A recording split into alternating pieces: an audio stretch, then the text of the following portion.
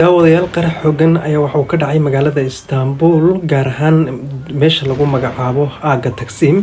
taas oo sababtay qarax goordhaweed ka dhacay halkaasi in dadyow kala duwan ay ku dhaawacmeen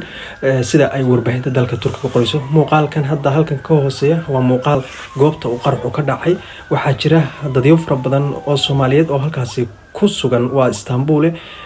ma jiro wax war aan ka helnay in halkaasi dadyow dhaawac ama waxyaabo soo gaareen in ay ka mid yihiin Soomaali balse xogihii ugu dambeeyay ayaa waxay sheegayaan in halkaasi qarax markaasi uu ka dhacay qaraxaasi ma cadeyn karno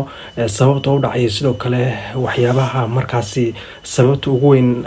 lagu tuhmay inay tahay balse warbaahintu warar kala duwan ay qoraysaa daawadayaal wixii akhbaar ka soo kordha halkan ayaan dib soo gelin doonaa muuqaalka qaraxu ka dhacayna waa kan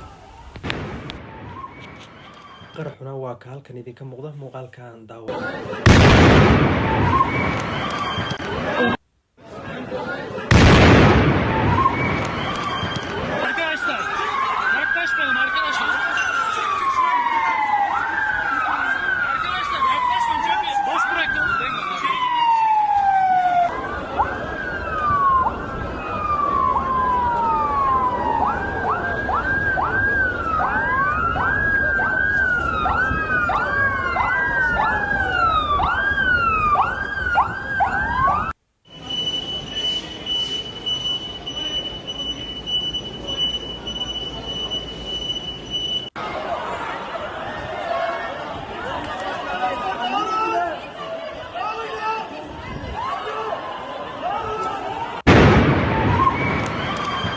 daawadayaal wixii akhbaar ee ka soo kordha qaraxaasi halkan ayaan dib soo gelin doonaa mahadsantiin muuqaalkan sii shirkare aad iyo aad baa mahadsantiin